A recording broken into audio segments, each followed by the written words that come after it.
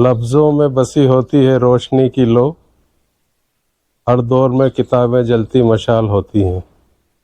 नमस्कार साथियों, मैं सुधीर श्रीवास्तव इंदिरा गांधी राष्ट्रीय मानव संग्रहालय के प्रकाशन की दुनिया से आपको मैं रूबरू कराने जा रहा हूँ। संग्रहालय ने अपने इस 50 वर्ष के इतिहास में कितनी किताबों को पब्लिश किया, किन किन विषयों पर किया, इस सभी की मैं जानकारी आपको इस वीडियो के माध्यम से दूंगा।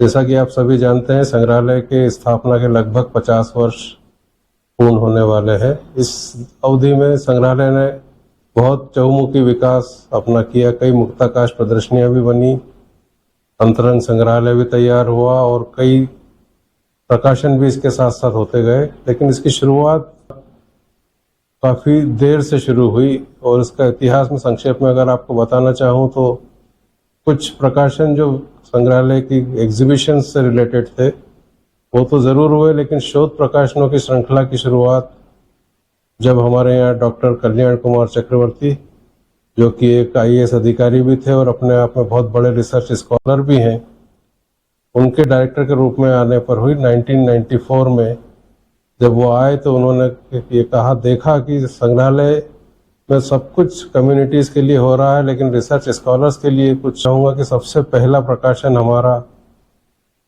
उस समय जो एक शोध प्रकाशन को हम यदि नाम लें तो वो इंडियन फैमिली था, जो हमारा इन हाउस हमने इसको प्रकाशित किया था। उसके बाद स्वयं चूंकि कल्याण कुमार चक्रवर्ती शैल कला के विशेषज्ञ थे तो उन्होंने रॉबर्ट जी बेडनारिक के साथ मिलकर rock art of India and it's global context विषय पर एक बहुत सुंदर किताब संग्रहालय की ओर से प्रकाशित की। ये शैक्षणिक जगत में, एकेडमिक फील्ड में ये किताब अपने आप में बहुत मील का पत्थर साबित हुई। इसने संग्रहालय को काफ़ी पहचान भी दिलाई। उसके बाद कुछ और भी कई सेमिनार, प्रोसीडिंग्स, प्रोग्राम से रिलेटेड पब्लिकेशंस, टेक्स्ट हमारे पास इकट्ठा होता गया, लेकिन उनके रहते तक ये सारी चीज़ें प्रकाशित नहीं हो पाई थी। और उसके बाद जब उनके जाने का समय आया तो उनका स्थान लेने के लिए प्रोफेसर किशोर के बासा, जो उत्कल यूनिवर्सिटी भुवनेश्वर से यहाँ डायरेक्टर के रूप में आए थे, जब उन्होंने इसकी शुरुआत की तो फिर एक नया आयाम संग्रहालय की गतिविधियों में जुड़ा और बहुत बड़े स्तर पर पब्लिकेशंस की शुरुआत हुई।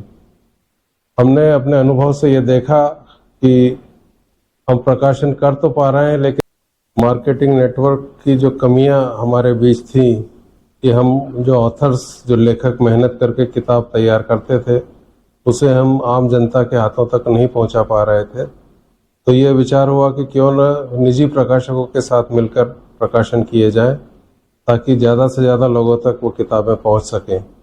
और इस क्षेत्र में मैं बताना चाहूँगा कि प्रोफेसर बासा और हमने मिलकर दिल्ली के Sangeet Natak Akademi, Indira Gandhi National Centre for Arts, ICHR और भी कई विभागों के साथ हमने सलाह मशवरा करके, मीटिंग्स करके एक बहुत बेहतरीन पब्लिकेशन पॉलिसी तैयार की। और वो पब्लिकेशन पॉलिसी हमारे लिए मील का पत्थर साबित हुई। उसके तहत हमने लगभग 40 प्रकाशन उस पॉलिसी के तहत किशोर के बासा के समय हमने किए हैं। और हमने संग्रहालय के हर आयाम को कहीं न कहीं लाने के प्रयास किए। हमने जगन्नाथ टेम्पल के ऊपर भी प्रकाशन किए, हमने सेक्रेड ग्रोव्स के ऊपर प्रकाशन किए, हमने ट्रेडिशनल वाटर मैनेजमेंट सिस्टम के ऊपर प्रकाशन किए। साथ ही रिलीजियस एस्पेक्ट को भी हमने लिया है, फिशर फोक केरला के ऊपर भी हमने इसके प्रकाशन किए और एक बहुत बेहतरीन प्रकाशनों का संग्रह संग्रहालय में हमने खड़ा किया। प्रोफेसर बासा द्वारा शुरुआत की गई पर संग्रहालय प्रकाशनों की परंपरा को बखूबी आने वाले डायरेक्टर्स ने भी निभाया। उसमें मैं उल्लेख करना चाहूँगा कि प्रोफेसर KK मिश्रा, जो कि हैदराबाद सेंट्रल यूनिवर्सिटी से हमारे यहाँ आए थे और निदेशक के पद पर आसीन हुए थे, उन्होंने भी इसे बखूबी आगे बढ़ाया और एक बहुत अच्छी श्रृंखला cultural heritage of north east India, जो कि कुछ वॉल्यूम बासा सर के समय प्रकाशित हो चुके थे, उन्हें आगे बढ़ाया। लगभग सारे ही नॉर्थ ईस्टर्न स्टेट्स के कल्चरल हेरिटेज पे बहुत सुंदर एक कलेक्शन, एक पब्लिकेशन के रूप में संग्रहालय के पास आज की तारीख में मौजूद है। इसके अतिरिक्त उन्होंने और कई सीमाएं कि हमने काफ़ी लिमिटेशंस डली हुई थी कि सिर्फ एंथ्रोपोलॉजी और आर्कियोलॉजी को लेके हम बात कर रहे थे। मिश्रा जी के समय में religion, gender studies, intellectual property rights जैसे विषयों को भी उन्होंने अपने पब्लिकेशन का आधार बनाया और पब्लिकेशंस किए। प्रोफेसर के मिश्रा के उपरांत जब प्रोफेसर सरित कुमार चौधरी, जो कि राजीव गांधी सेंट्रल यूनिवर्सिटी ईटानगर अरुणाचल प्रदेश से निदेशक के पद पर संग्रहालय में आए, तो उन्होंने अपने सुदीर्घ अनुभव के आधार पर कई नेशनल इंटरनेशनल लेवल के सेमिनार्स संग्रहालय में आयोजित किए। और किसी भी सेमिनार के आयोजन के बाद उसका लॉजिकल एंड यही होता है कि जो पेपर्स पढ़े जाएं वो पब्लिक डोमेन में पहुंच सके। इसी को उन्होंने ध्यान में रखते हुए सेमिनार प्रोसीडिंग्स के कई वॉल्यूम्स, जिसमें आप हम कह सकते हैं कि जो कि टेक्सटाइल के ऊपर, इसके अलावा इंटेंजिबल कल्चरल हेरिटेज के ऊपर, इसके अतिरिक्त और भी जो विषय जो छूट चुके थे जैसे रिलीजन को लेकर, फिशर फोक को लेकर, उन्होंने सेमिनार्स किए, उसके आधार पर पब्लिकेशन निकाले और एक बहुत अच्छी संख्या में पब्लिकेशंस संग्रहालय के हुए, जिसे संस्कृति मंत्रालय की विभिन्न बैठकों के अंतर्गत भी प्रदर्शित किया गया और काफ़ी सराहना सेक्रेटरी, जॉइंट सेक्रेटरी इत्यादि ऑफिसर्स के साथ संग्रहालय पब्लिकेशन को मिलती रही। तो रिसर्च स्कॉलर्स की नीड को कैटल करने के लिए हमने एक ह्यूमन काइंड जर्नल, जो कि वार्षिक या एनुअली पब्लिश करते थे, उसका शुभारंभ 2005 में हुआ। और मैं आपको बताना चाहूँगा कि इसके हमारे एडिटोरियल जो एडवाइजरी बोर्ड था, उसके जो महत्वपूर्ण नाम हैं professor L K. Mahapatra, V H. Bedekar, doctor K Chakravarti, doctor S. Settar, doctor A K. Danda, doctor G C. Mahapatra, doctor Ranjana Rai और विनय श्रीवास्तव।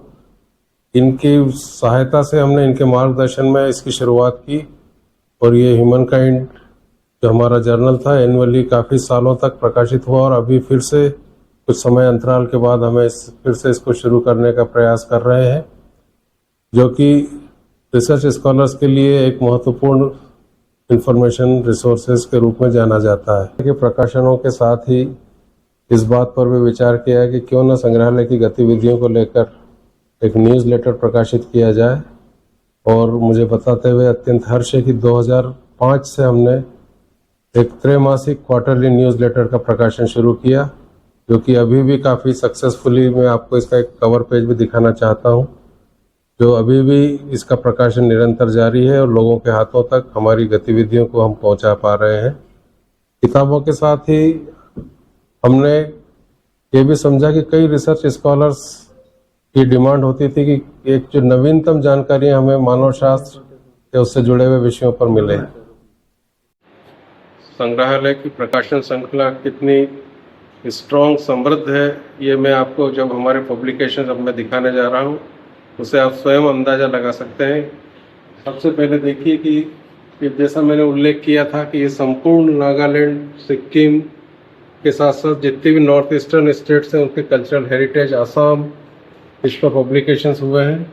इसके अलावा हमने वैरायटी ऑफ पब्लिकेशंस किए हैं, किसी एक विषय को लेकर हम सीमित नहीं रहे हैं। आप देखिए सूफीज़म के ऊपर एक बहुत बढ़िया पब्लिकेशन इंदिरा गांधी राष्ट्रीय मानव संग्रहालय द्वारा किया गया है, जिसमें सूफी परंपरा, सूफी कल्ट को लेकर चीज़ें बतलाई गई है। अरुणाचल प्रदेश की लैंड, पीपुल एंड कल्चर के ऊपर भी प्रकाशन हुए हैं।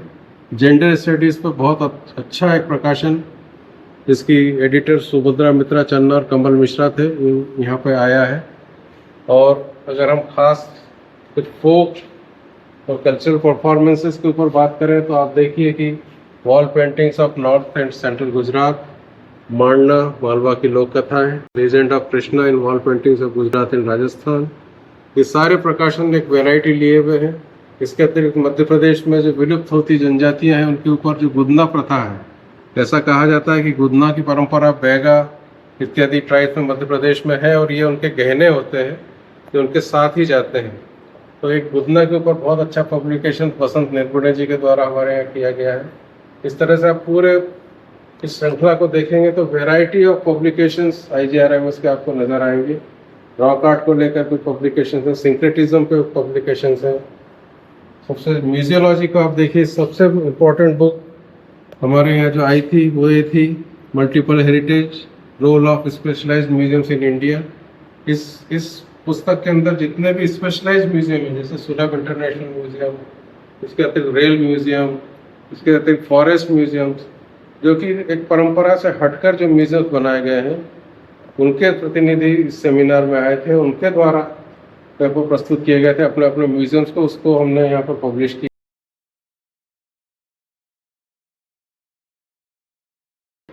करीब 100 के से अधिक हम म्यूजियम पब्लिकेशंस अभी तक प्रकाशित कर चुके हैं। वर्तमान में जो हमारे निदेशक प्रोफेसर अमिताभ पांडे, जो कि भारतीय वन प्रबंधन संस्थान भोपाल से यहाँ आए हैं, लगभग 1 साल से अधिक उनको यहाँ ज्वाइन किए हुआ है, और उन्होंने रिसर्च पब्लिकेशन के साथ पब्लिकेशन के एक नए आयाम को जोड़ने की कोशिश की है। उनका ये मानना है कि पब्लिकेशंस ऐसे होना चाहिए कि जो इंटरेक्टिव हो, जिनको अगर यदि रीडर पढ़े तो उसके साथ संवाद भी वो कर सके, उनके साथ जुड़ सके। तो कई ऐसे विषय जो कि हमारे यहाँ पर अभी तक नहीं हुए थे, जैसे आप कल्चरल परफॉर्मेंसेस की बात है, कल्चरल आइडेंटिटी की बात है, इन विषयों को जोड़कर एक इनोवेटिव प्रॉफिटेबल बुक्स टाइप के पब्लिकेशंस पर हमारे वर्तमान निदेशक प्रोफेसर पांडे बल दे रहे हैं। और मुझे उम्मीद है कि आगे हम और नए रोचक पब्लिक से जुड़े हुए अच्छे प्रकाशन संग्रहालय पब्लिक के लिए दे पाएगा। बहुत बहुत धन्यवाद।